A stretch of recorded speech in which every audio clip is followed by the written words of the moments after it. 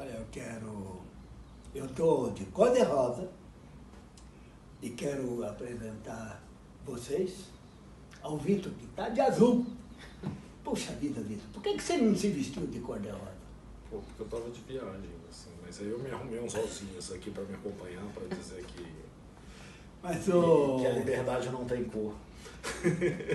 Eu o chamei de Vitor porque é um grande amigo, mas se trata do advogado Vitor Neiva, advogado em Brasília, especializado em advocacia sindical e em defesa dos anistiados políticos.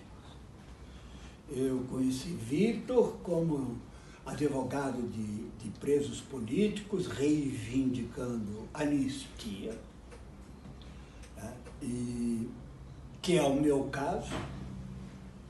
Então, o Vitor é também hoje, além de ser advogado dos sindicatos dos metroviários e dos professores, ele é conselheiro da ABAP, da Associação Brasileira de Anistiados Políticos. Essa associação brasileira de anistiados políticos, da qual eu também, vestido de rosa, veja você, hein? Também sou um dos conselheiros e um dos que há muitos anos vem lutando pela anistia dos brasileiros. Gente, a ABAP é muito importante, porque ela já conseguiu anistia para muita gente, principalmente, olhem, notem bem, hein? Principalmente dos militares. O maior número de clientes da ABAP em processos para conseguir anistia são militares. Cabos, sargentos, capitães, e pensa que para aí não. Coronéis, generais e almirantes, como era meu amigo almirante Thales Godoy, né? Capitão de mar e guerras, né? Que era um comunista no linguajar deles, porque comunista, para eles, que estão hoje tentando colocar a ideologia deles sobre nós, né? Qualquer um que pense diferente é comunista. Qualquer um que lute pela liberdade é comunista. Vitor, é bom você estar aqui, porque nós estamos vivendo momentos cruciais neste país. Em que? Cruciais por quê? Porque a maior ameaça que nós estamos vivendo, e não é ameaça não, é o maior processo de execução que nós estamos vivendo, é o da destruição da justiça, Vitor. E como é que nós vamos reger um Estado sem segurança jurídica? Como é que nós vamos fazer investimentos para o desenvolvimento sem segurança jurídica? É possível a vida num Estado sem segurança jurídica? Desculpem interromper, porque aquela guaiabeira com a qual eu estava vestido é chinesa e é quente. É verdade. E nós estamos aqui a um calor de eu acho que 40 graus, todos suando. Então eu estou aqui de volta para continuar o que pretendemos seja um diálogo sobre segurança jurídica. Assim, Paulo, eu vou usar a sua analogia para falar de vida e sobrevida, né? sem segurança jurídica, nossa estruturação como nação é uma estruturação sobrevivente.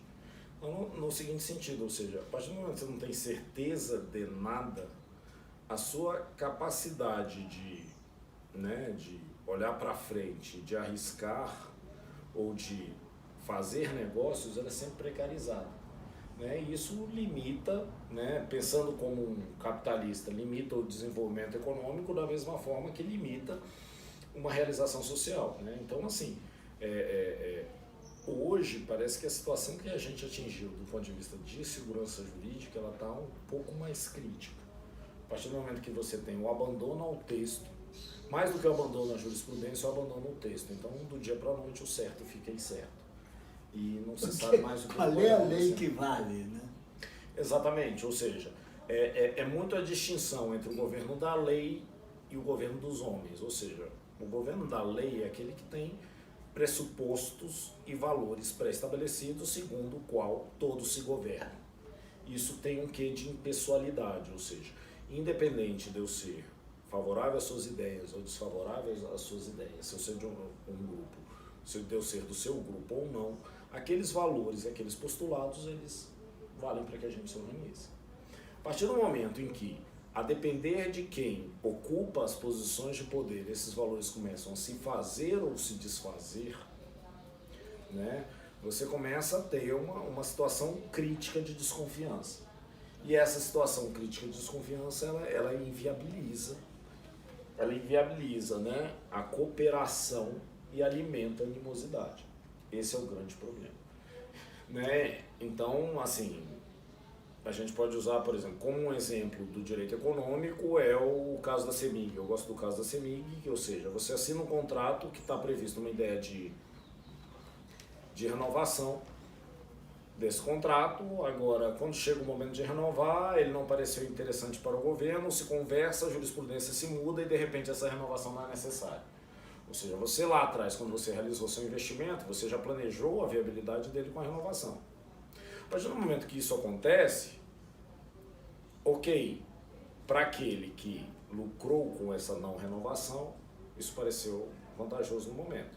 Agora, isso sinaliza de uma forma onde ninguém sério mais quer investir no Brasil. Você percebeu?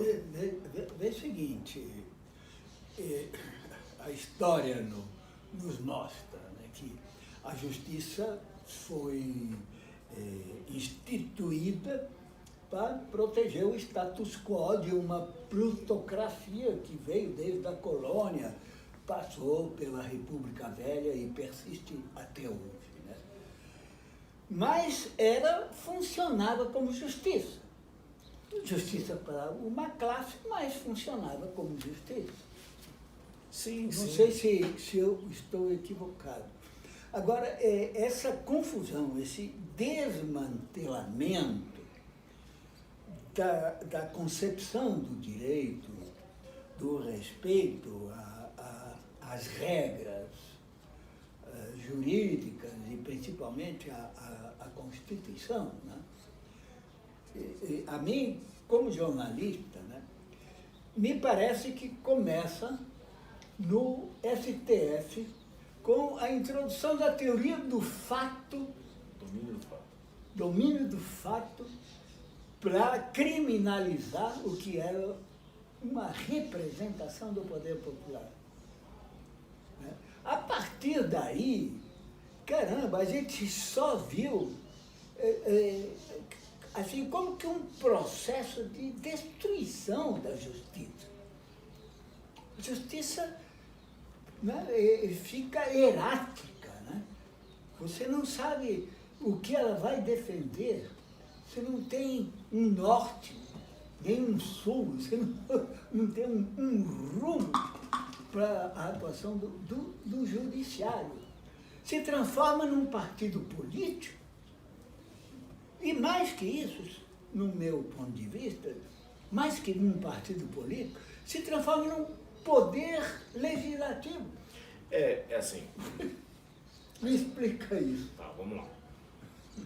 Primeiro, o poder, vamos dizer, do judiciário criar normas. Então, assim, em situações excepcionais, Isso foi introduzido para situações excepcionais, ou seja, principalmente quando, partindo da ideia de que a maioria possa fazer uma lei contra o sistema, você dá ao árbitro do jogo o poder de dizer essa lei não vale, que é a ideia do controle de constitucionalidade. Né?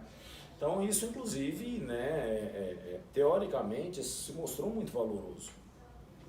O problema é quando você passa a ter uma desvinculação disso com relação ao compromisso, com o resultado desse jogo. Né? Então, a gente precisa imaginar a ideia de direito e de democracia como uma diferença de padrão civilizatório. Tá?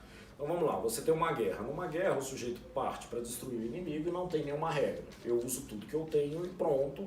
E se eu te matar, eu sou o vencedor e acabou. Exatamente. Quando você parte para um nível, que é o nível do jogo, vamos dizer, o jogo ele tem critérios pré-estabelecidos que definem o que é vencedor e perdedor. E equilibrar. Não é nem isso. Não necessariamente equilibra, mas você pré-define o que vai dizer o que é vencedor, o que é perdedor. Então, por exemplo, no futebol, ganha quem faz mais gol. Se você comparar o futebol à disputa de gladiadores, você vai ver isso com muita clareza. Ou seja, um gladiador precisava matar o outro. No jogo de futebol basta fazer mais gol. E isso tem uma diferença de padrão civilizatório. Por quê? Porque quando eu estou jogando, eu faço um acordo prévio com o outro jogador, definindo quais são as regras e o que vai definir quem é ganhador ou perdedor. E essa é a grande questão da democracia. Ou seja, a democracia ela tem uma base que diz o seguinte: olha, todo ser humano é digno de direitos, né, que lhes são inalienáveis, e de direitos de participar do processo político e de ser julgado de acordo com o devido processo legal. Então, esse é o postulado, ou seja, para entrar no jogo, ou seja, não, do mesmo jeito que, ou seja, não se pode jogar futebol com uma espada na mão. Então, a primeira coisa é a deposição das armas, concorda? Em relação ao jogo, é a deposição das armas.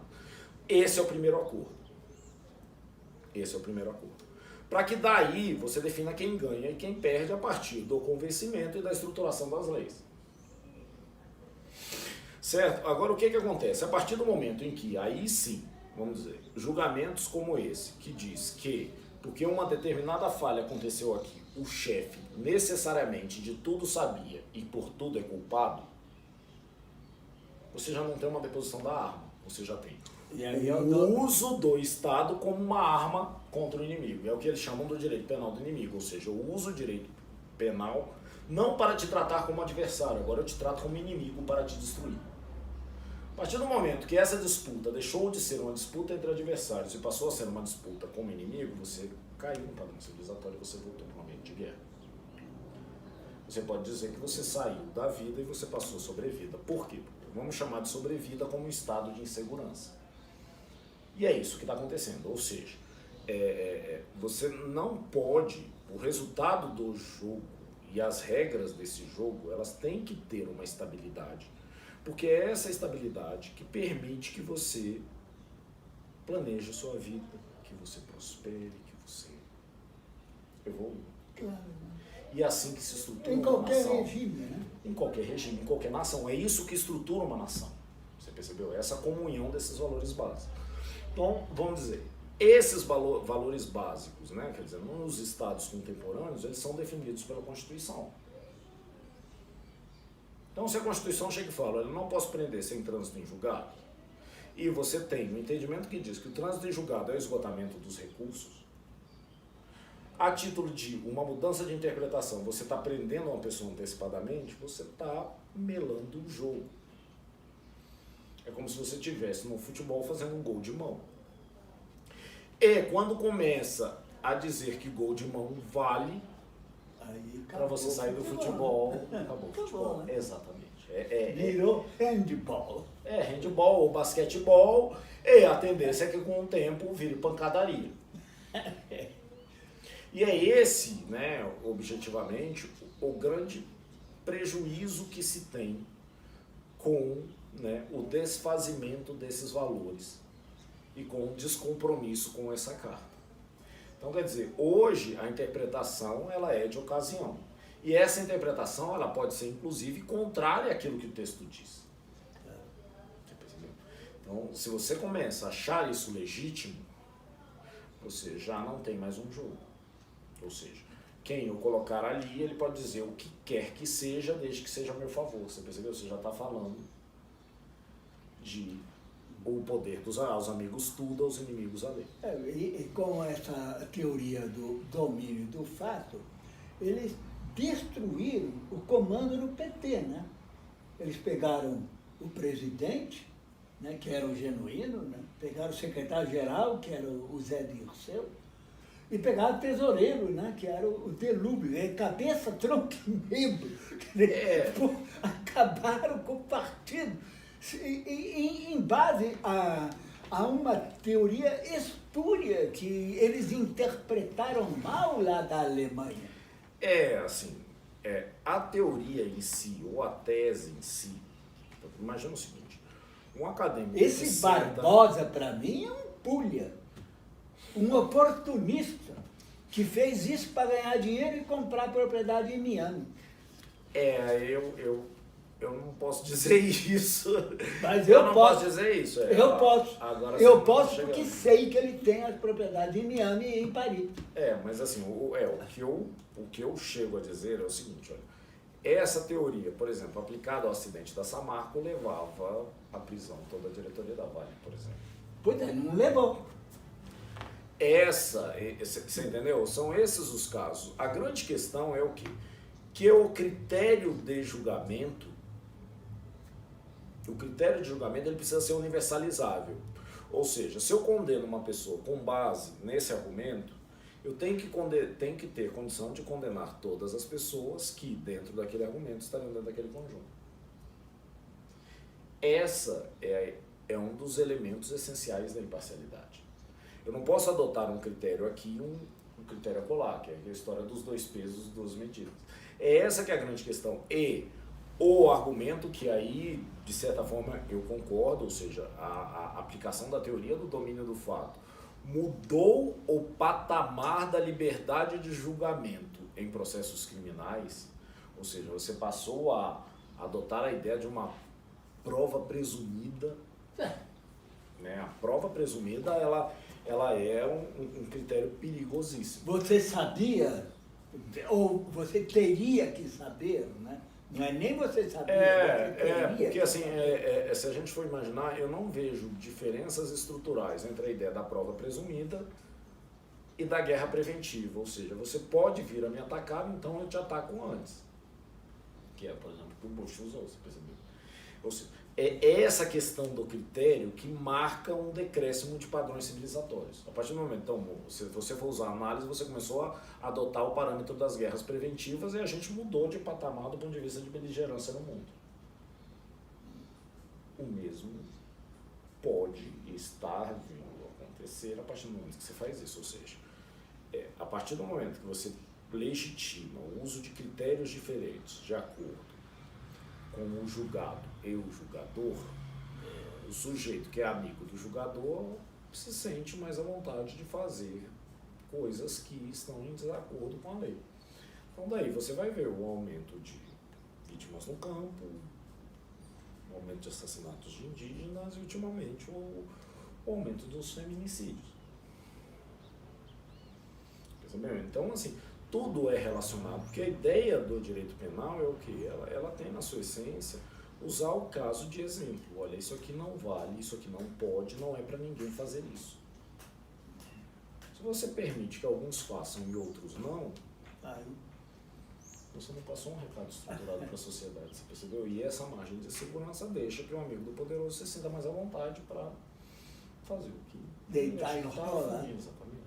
E tripudiar sobre os menos poderosos. Agora, por um outro lado, os menos poderosos também... É tripudiar, né? Os menos poderosos, de certa forma, a partir do momento que não veem um caminho institucional para que respeitem a sua dignidade de vida, a tendência natural é que eles procuram caminhos não institucionais. Esses caminhos institucionais também fomentam a animosidade. E aí você passa a ter um estado de insegurança permanente. Por quê? Assim, é isso, é a sobrevivência em estado puro. Tudo vale pelo instinto de sobrevivência. Vanessa quer perguntar alguma coisa? Eu acho que seria interessante falar um pouco a respeito da situação da anistia e dos futuros pedidos, né? Porque o governo já deu declarações que é contrário à nova concessão desses pedidos, à aprovação, né, dos pedidos. Então, como que ele vê esse tema dentro desse novo governo agora? Tá. Falando sobre lei pura, né, vamos dizer assim, juridicamente falando, a concessão de anistia, a lei de anistia, ela concedeu os direitos que são adquiridos, ou seja, se a pessoa preencher os requisitos de ser anistiada e de ter direitos àqueles benefícios, ela tem direito adquirido àquilo. Agora, o grande problema é que o reconhecimento desse direito, hoje, ele depende fundamentalmente de um processo administrativo. Então, se bloqueado esse caminho no processo administrativo, você teria o caminho judicial, certo? Agora, é aquilo que a gente está falando, ou seja, a gente vive um momento histórico em que o resultado do jogo ele não está tão garantido, ou seja, você tem um nível de imprevisibilidade. Então, eu li uma matéria hoje dizendo, por exemplo, que o governo italiano não queria que o Cesare Battisti passasse pelo Brasil com medo de alguma surpresa jurídica. Quer dizer, e se isso acontece em relação a um governo estrangeiro, imagina o que isso acontece no universo das empresas ou das pessoas. O problema é que as pessoas têm que conviver nessa insegurança e na incerteza eterna. A sua reação ela é uma reação defensiva, e a reação defensiva é a reação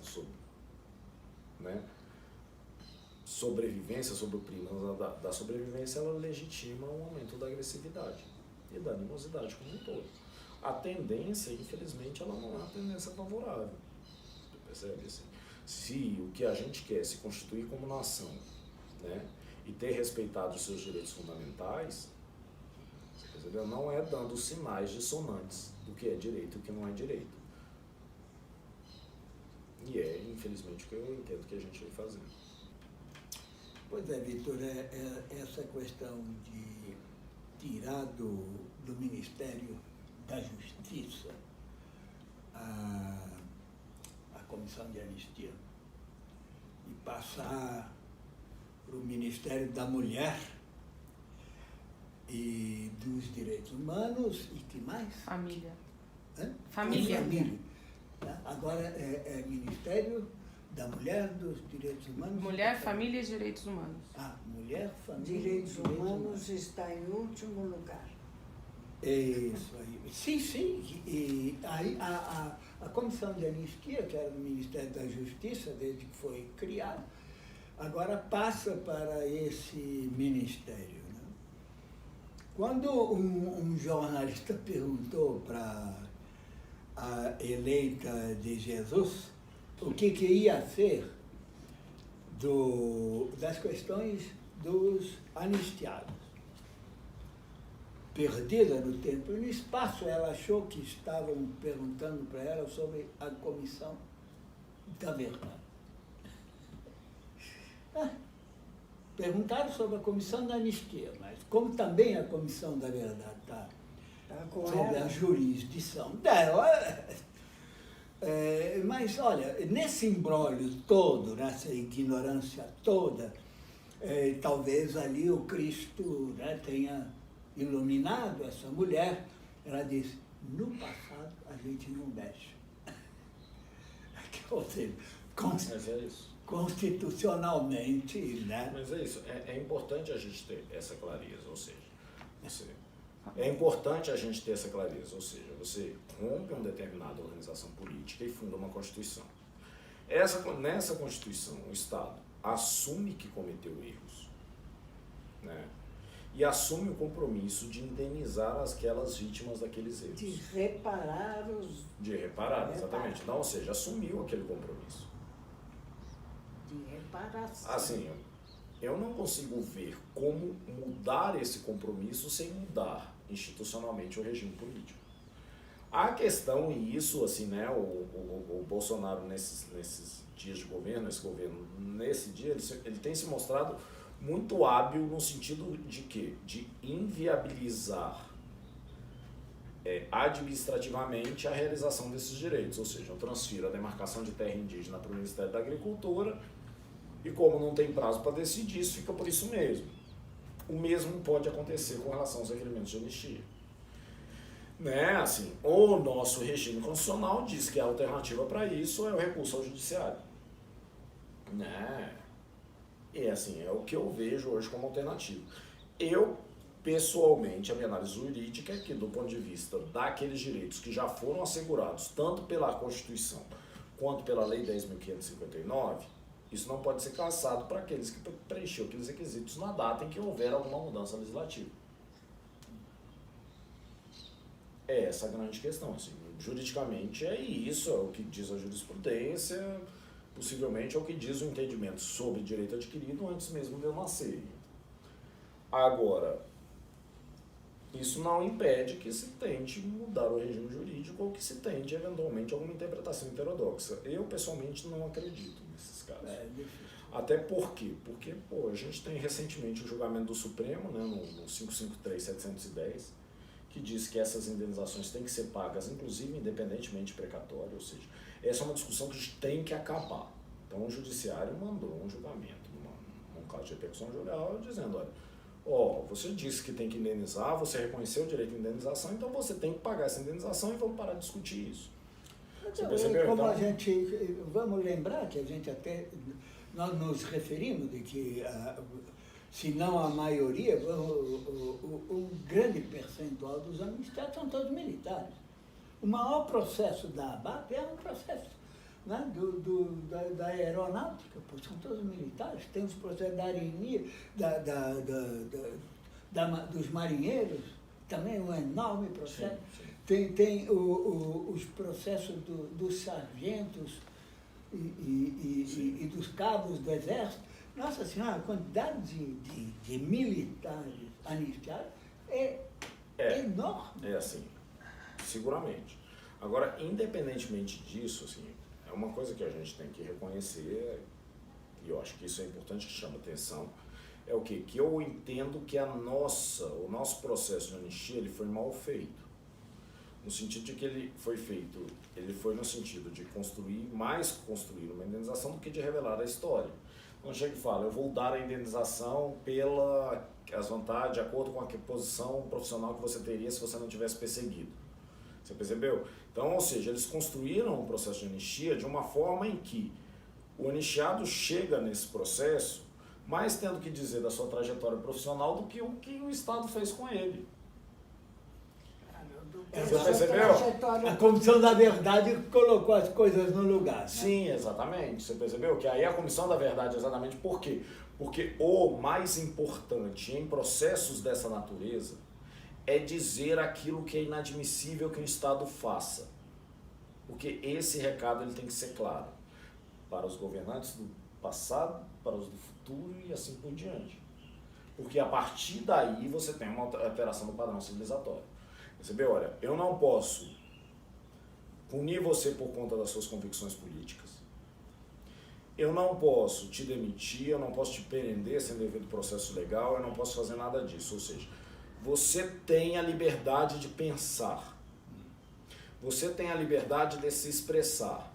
Esse é o primeiro passo para que eu possa viver em uma sociedade em que valorize o convencimento através do voto.